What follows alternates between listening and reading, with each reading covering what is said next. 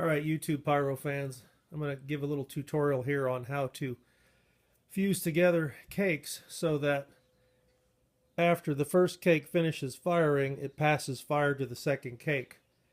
And the way we're going to do it is we're going to find the last tube of this cake and take a piece of fuse and connect it to the first tube of the second cake. And this is for people who haven't done this before and don't know how it works. I've already taken the paper off here to speed up the video. This is obviously the fuse that goes into cake number 1, so that's tube number 1, and you have to take the paper off either side of this tube to figure out where the connector fuses run. And that's the connector fuse that connects this tube to this tube to this tube to that tube. So you can find out which way the fuse runs. It's going to go down these tubes, come back across,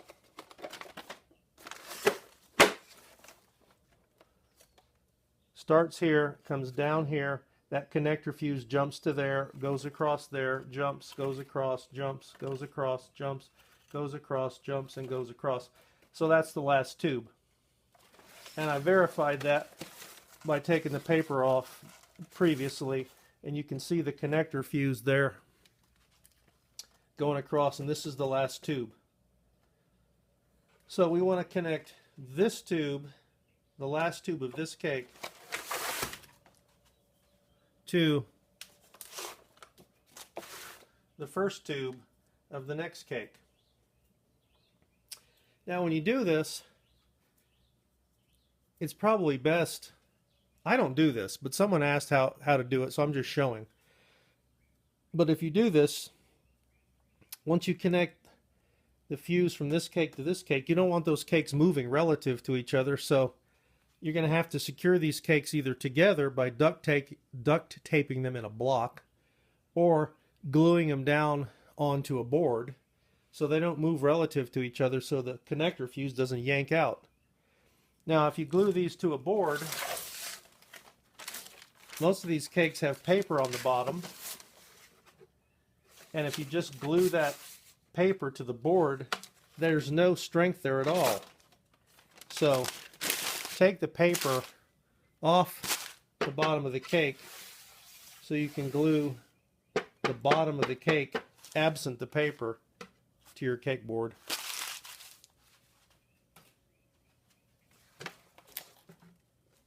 So first tube, last tube. I can see where the connector fuse goes in here.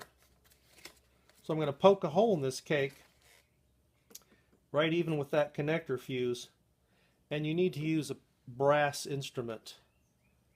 I don't know if anybody's ever actually popped off black powder by shoving a piece of steel into that. I don't know if that's more theoretical than real, but what I do know is that in the pyro world, we don't take any chances with that, and we use brass. If anybody knows that someone's actually fired off a tube by sticking a piece of steel in there, post that on PyroFan or YouTube or something. But anyway, that's where I can see this is where the fuse is going in. I'm going to poke right there with this brass awl.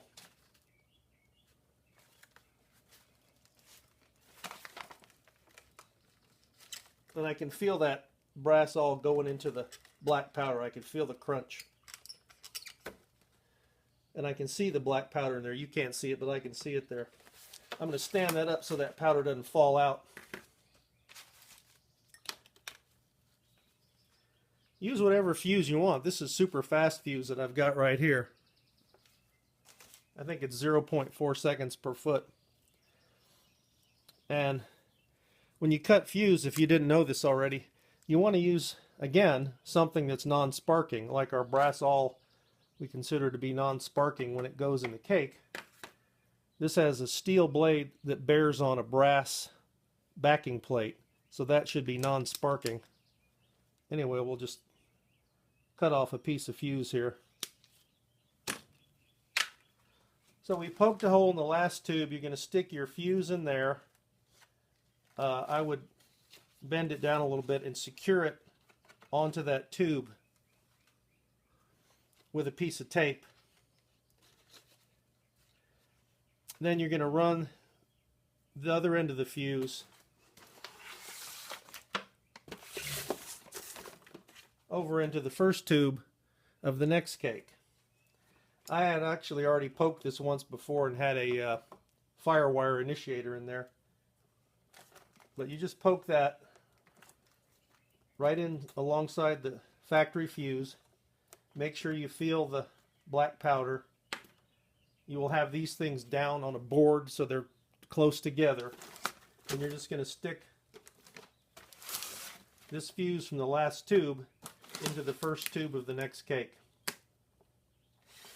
I'm not going to physically do that. I'm just showing the concept for the guy on Pyrofan who was asking how to do it. The primary trick is to find the last tube by chasing down this connector fuse.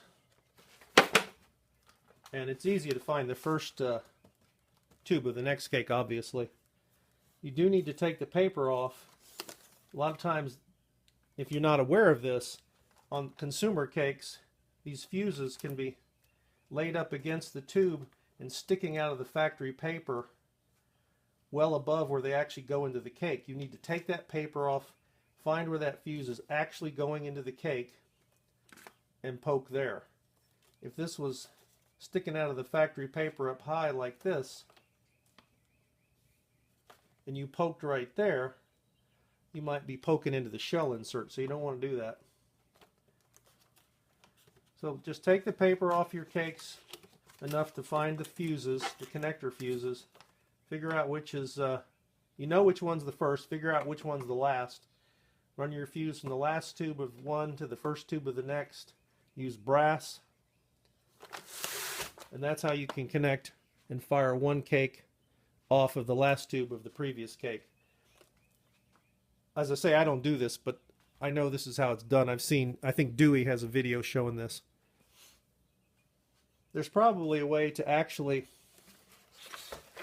stick a fuse in here, the last tube, and run it here. I don't know if that would work. It's possible that would just blow the fuse apart.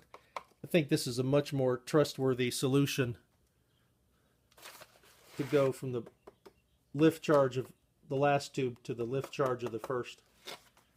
Anybody wants to comment on that, make any corrections, whatever, go ahead and post that.